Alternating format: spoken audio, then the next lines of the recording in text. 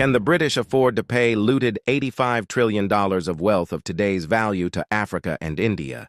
Well, when it comes to reparations, I think this will be difficult for the British government. Did you ever imagine a world where African Commonwealth leaders would choose to engage with Putin over the British crown? Well, today, we're diving deep into the geopolitical drama of our times, a story where African leaders seem to be snubbing King Charles to, let's say, make a statement by aligning with none other than Russia's President Vladimir Putin. Hey everyone, welcome back to the channel. In today's video, we're exploring the fascinating and complex dynamics unfolding between African Commonwealth nations, the British monarchy, and Russia. We'll get into why leaders from Africa's Commonwealth bloc are reportedly snubbing invitations from the British king himself and choosing instead to strengthen ties with Putin.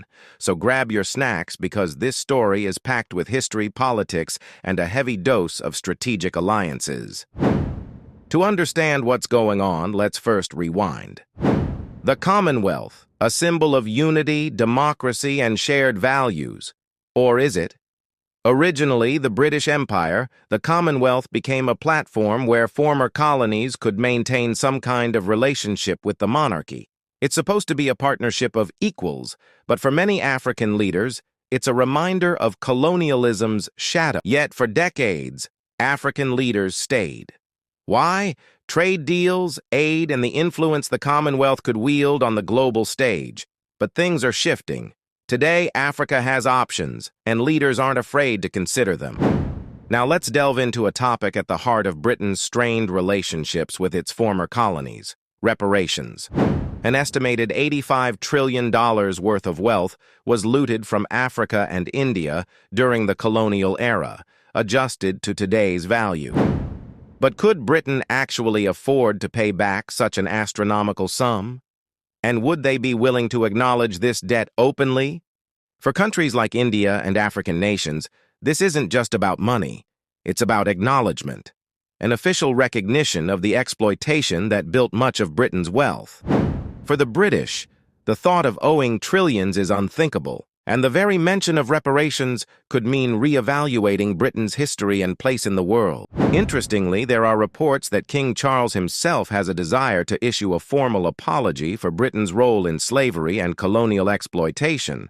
However, he's reportedly been gagged by the UK government. Why? There's fear that an apology from the monarch could open the door to reparations claims, which could cost the UK billions. The Foreign Office has reportedly blocked the king from making any statements that could imply liability. By stopping Charles from speaking, the UK government is drawing a line. They're not ready to take responsibility for the colonial past. But this silence is a response in itself, one that speaks volumes to those demanding accountability.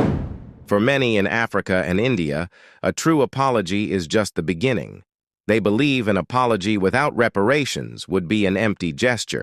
Leading United Nations judge Patrick Robinson says the UK can no longer ignore the greatest atrocity and should pay over $18 trillion to 14 countries for its involvement in the transatlantic slave trade. There is no doubt that this is probably one of, if not the greatest atrocity to mankind in our history, really.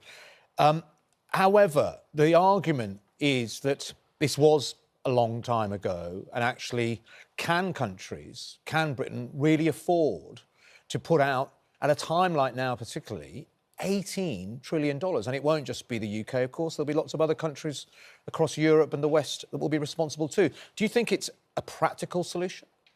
Yes, it is. And I can't accept the argument that it was a long time ago. It may have been a long time ago, but they are obviously positioned the situation of the descendants of the enslaved in any part of the world where they are, and there is a basis for a comparison. They are at the bottom of the economic ladder, and the reason for that is transatlantic chattel slavery.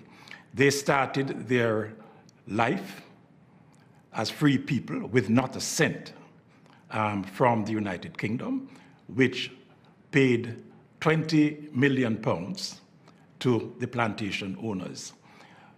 That deficit has still not been made up by the descendants of the enslaved. So yes, there is a basis for the United Kingdom, and not just the United Kingdom, the other former slaveholding states, to pay reparations because transatlantic chattel slavery was an internationally wrongful conduct. And you'll find that the approach that has been taken in the work which led to the Brattle Group's quantification is one that is entirely in accordance with international law. At first, there was a symposium which looked at the lawfulness of transatlantic chattel slavery and found that it was unlawful. And then we had another symposium on reparations.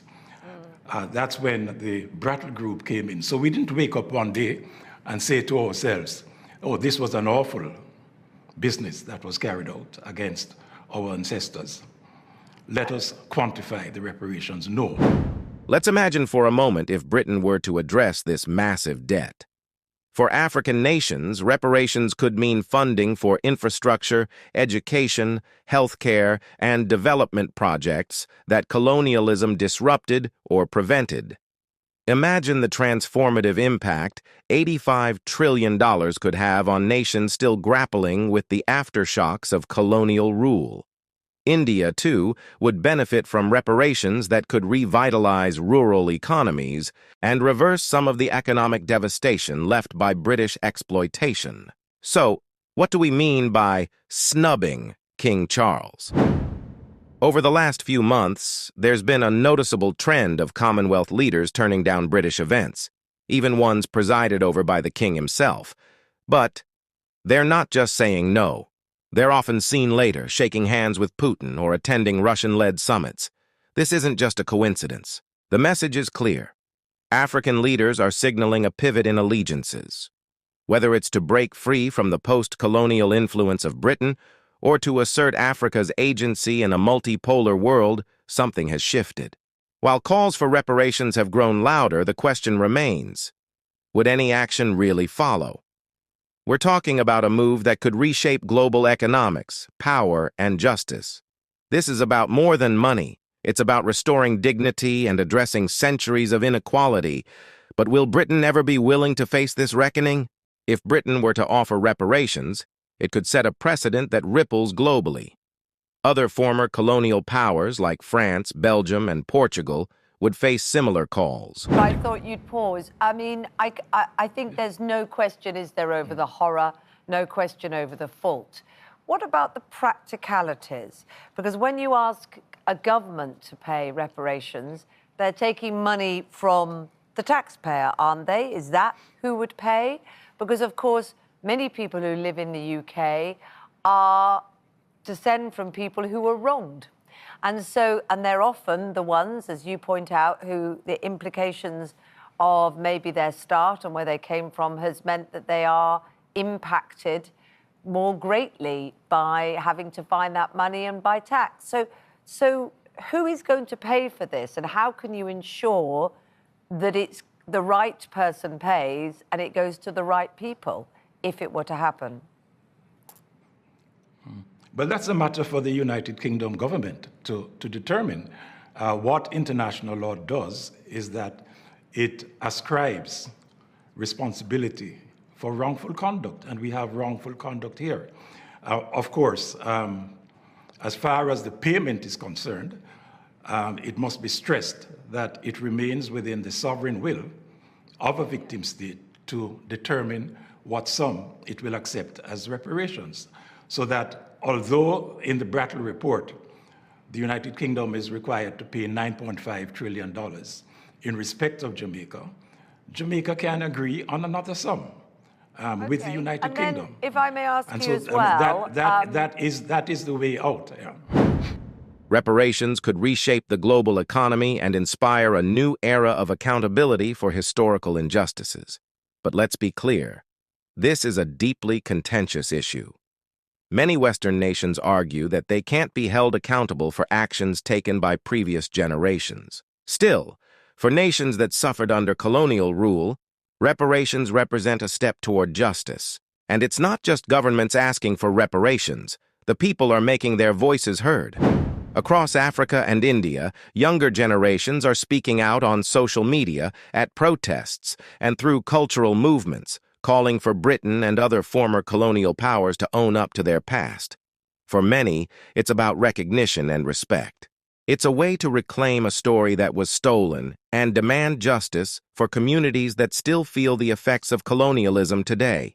The question remains, will Britain and other colonial powers be willing to truly engage with these demands, or will silence and avoidance continue to be the response? Let's talk about Putin. Russia's strategy in Africa has been nothing short of aggressive, offering everything from military support to infrastructure investment and even economic deals with fewer strings attached than Western nations usually require. Remember, while Western countries often impose conditions tied to governance or human rights, Russia's approach is more no questions asked. And that appeals to leaders who want sovereignty in their policies. Let's look at some of the key figures here.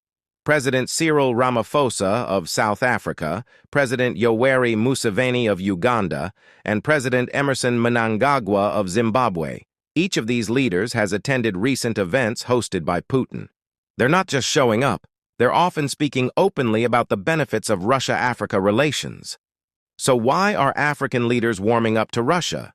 Here's what we're seeing: a mix of economic, political, and security interests. Many African nations see Russian partnerships as a chance to diversify their economic and military partnerships beyond the traditional West. For countries like Uganda and Zimbabwe, Putin offers more than just deals. He offers partnership without lectures. Now, from the British monarchy's side, the Commonwealth remains crucial. For King Charles, it's more than just a network. It's one of the UK's last symbols of global influence. Watching African leaders cozy up to Russia signals a potential crisis for Britain's soft power. It's not just about a few leaders skipping events. It's about losing influence over nearly a third of the Commonwealth's membership. For Africa, these choices represent a balancing act. By engaging with both Russia and traditional Western allies, African nations are playing a strategic game to maximize their interests. However, this could come at a cost. Western sanctions, funding cuts, and even diplomatic isolation are possibilities. For them, Russia represents a new choice, a move away from Western influence. This sentiment is growing, and leaders are taking notice. So, what's next? Will more leaders follow this path? As long as Putin's offers remain attractive, and as long as African leaders feel that the Commonwealth doesn't fully respect their sovereignty, we could see this snubbing trend grow. I'm asking you as well, because we've already had people say, why is it always the British that are accused and we weren't, it's not us alone. And you've mentioned other countries that will be involved in it. When you look at other states and other nations that were involved in the horrific slave trade, Portugal actually, statistically, is far, far greater in terms of the numbers and the extent of the involvement in the slave trade. So would there be some sort of order in which you tried to get these reparations? Would everybody pay up at once? Again, just thinking of the practical. Well, I'm glad you raised that, because I am addressing the United Kingdom only because I'm in the United Kingdom.